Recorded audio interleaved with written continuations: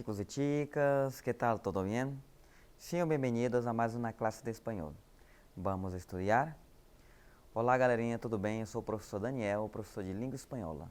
Sejam bem-vindos a mais uma aula. Vamos estudar? Então, galera, hoje nós vamos falar um pouco de tipologia textual, né? Sempre se fala muito nessa questão de tipo textual e gênero textual, né? E aí nós estudamos a relação entre um e outro, né? Porque um depende do outro, tá? Então, dentro da tipologia textual, hoje nós vamos trabalhar com os textos, né, argumentativos, né, que são os argumentativos, né? Vamos aprender um pouco sobre a estrutura, né, como a gente utiliza, quais os principais meios que usa, né, os gêneros que se utiliza desse tipo, tá? Slide na tela. Então, ele texto argumentativo, né? Galerinha, qual é o importante ressalvar? O texto argumentativo, né, a gente trabalha com a argumentação, ou seja, com determinados pontos de vistas, que a gente chama de tese, né? Então, tese nada mais é do que o nosso ponto de vista. Então, esse nosso ponto de vista, para a gente defender ele, né, seja eu a favor ou contra, eu utilizo de argumentos, né? Então, esses argumentos que eu utilizo para defender minha opinião, né, é chamado de texto argumentativo. Então, o texto argumentativo, ele tanto pode se expressar na oralidade, né, na fala, ou também na escrita, tá? Interessante também que ele sempre envolve, né, sempre um tema polêmico, né, ou bem atual aí. Então, aqui um exemplo, né, aborto sim, aborto não. Isso lo decide yo, né? O tema aí, legalização do aborto, né, que é uma pauta aí sempre recorrente de discussão, né, dentro da escola, dentro do ambiente legislativo, né, referente ao quê? Justamente a legalização, né, do aborto, né? E aí há pessoas que defendem, né, e há pessoas que não defendem, né, que são contra esse tipo de prática, tá? Dando continuidade, observem esse segundo exemplo aqui, né? Temos um diálogo, né? E aí o personagem diz, né? Se eu lo convencesse, ou seja, se eu convencesse a você, mi plan es admissível. Lo admitiria você? Ou seja, se eu convencer a você que meu plano é admissível, você admitiria ele também? Não é absoluto. E se eu lhe convencesse de seu plano está equivocado? Ele disse, eu não concordaria totalmente. E se ao mesmo tempo que você me convencesse, né, ou tentasse me convencer, que seu plano era admissível, eu mostrasse que o seu plano era equivocado, né?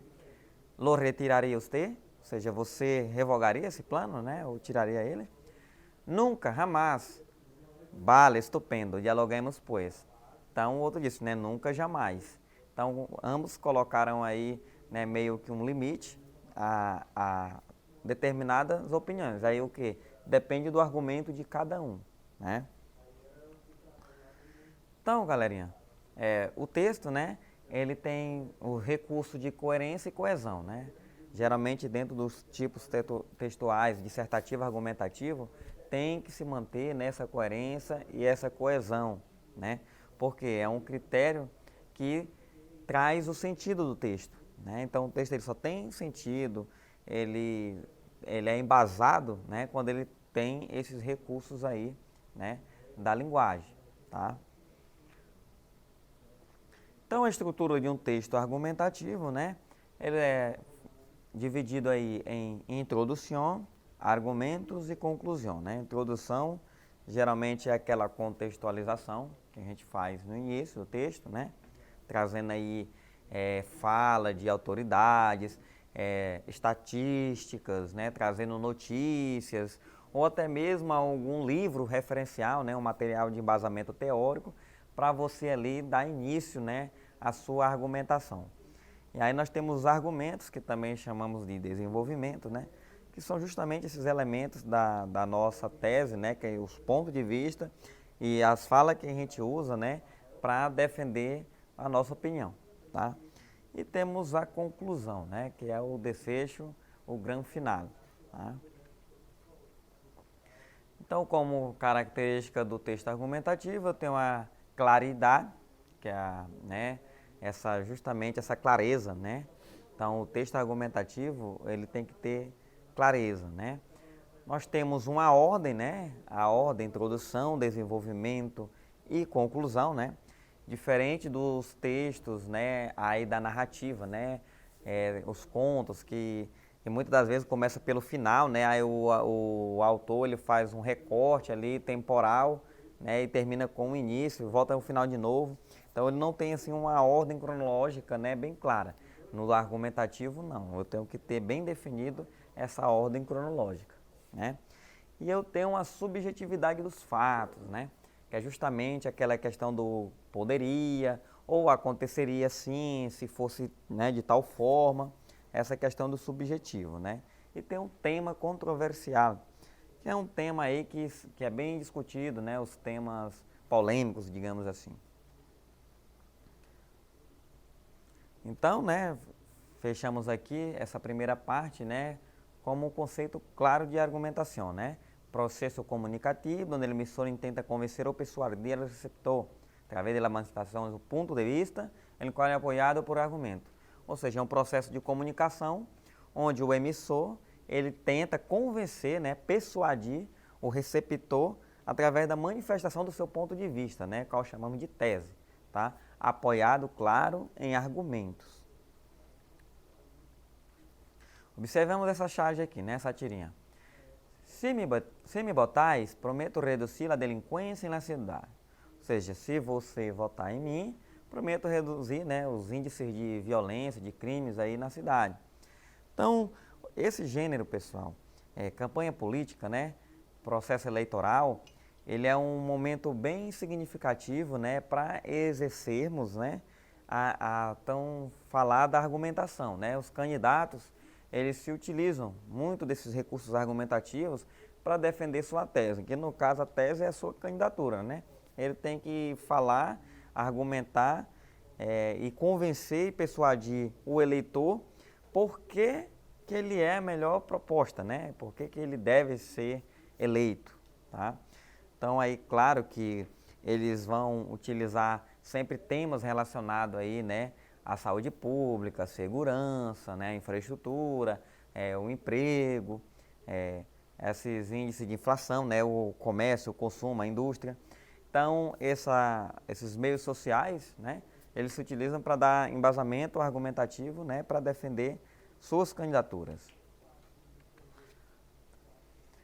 Então, também, né, nós temos alguns temas, né, que levantam pautas, né, de a favor ou contra, né, como nós vimos anteriormente, como é o caso da legalização do aborto, né, tem pessoas que são a favor, tem outras que são contra, né, e são a favor ou contra em que? De uma determinada tese, ou seja, de um determinado ponto de vista, né.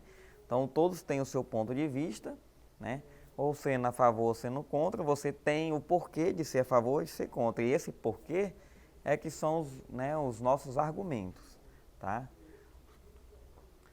Dentro do texto argumentativo, nós temos a objetividade e a subjetividade, né? A objetividade com a apreciação personal, ou seja, os fatos concretos. Já a subjetividade é aquele depende, né? Deveria, poderia, tá? Nós temos o hecho, que é o fato, né?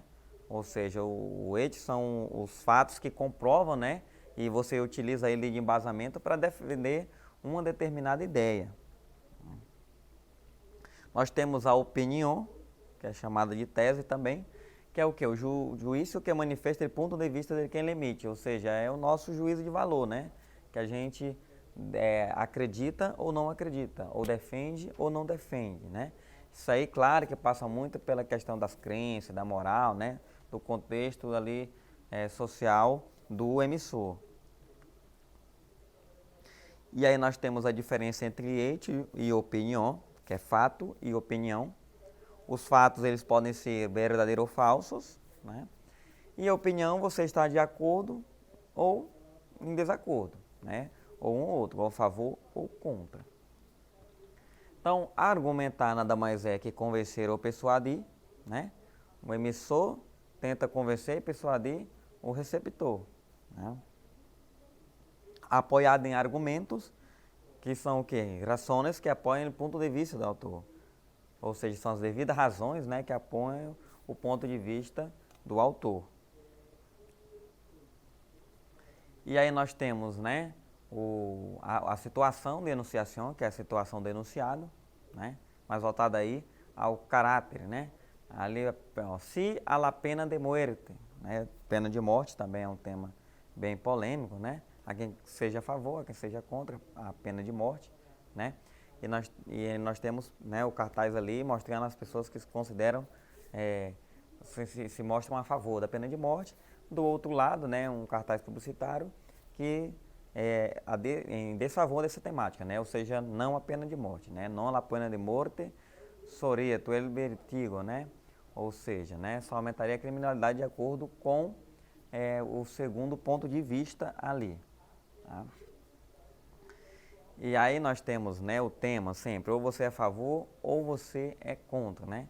Então, aí temos a temática, né? A temática é esse tema polêmico, né? Essa situação comunicativa em que as pessoas do discurso elas são expostas. Aqui, galera, nós temos aqui uma atividadezinha, né? Acto solidário de la donação de órgãos. Então, nós temos uma temática aqui que é a doação de órgãos, né? Então, o autor diz assim, se bem o transplante se é convertido, ou seja, os transplantes, né, tem se convertido numa prática habitual, porém, eles trazem fortes temores à população, né, para quem quer doar órgãos. Superar esse medo é a chave para aumentar o número de doadores solidários, né, que fazem falta para salvar muitas vidas. Uma das razões que dificultam a decisão de ser doador, né, as razões são várias, né. Muitos casos trazem justamente da convicção da índole religiosa, né, moral ou filosófica. Né? Então, baseado nessas três aí, muitas pessoas questionam, né, essa validade da doação de órgãos. E outros se fundamentam, né, no temor da existência de traficantes de órgãos, né, e da desconfiança do sistema de saúde. Né? Que há quem diga que as pessoas meio que agilizam, né, apressam a morte da pessoa quando ela está numa situação ali de condição para doar órgãos, né? Então também tem esses medos, né, de acordo com o sistema de saúde também de cada país. Né? E aí ele diz, porém, essencialmente deve aumentar e que as pessoas tomem consciência do que significa salvar outra vida. Porque para decidir um momento de limite, né, é manter a ideia que se há considerado, né, previamente, com calma e profundidade. Ou seja, ninguém está extinto, né, de salvar ou vetado ou a favor ou contra para salvar uma vida no futuro de amanhã. Né? Pode ser a própria vida de um parente ou de um querido. Né? E por isso eu deveria destacar que é mais fácil lamentar em não haver concedido uma doação a tempo do que se arrepender por havê-la feito. Né? Então aí baseado aí, né, nós temos a pergunta, qual é a razão mais complexa que dificulta a doação de órgãos? Né? Então o texto aponta ali, o temor aos circuitos clandestinos, não. Né? Razão religiosa, possivelmente. A ignorância por falta de informação por meio de campanhas, também não. Né? O texto em nenhum momento fala dessa questão de informação e de publicidade. O momento que se deve alcançar a autorização da família, né? Mas quem dá autorização geralmente é a pessoa que está ali, né? Ou até mesmo também a família, aí depende também da situação do que a pessoa, né, que está morrendo ali. Então é isso aí, galerinha. Chegamos ao final de mais uma aula. Não esqueçam de acessar o portal Eduque, né? A plataforma Eduque, perdão. Adiós.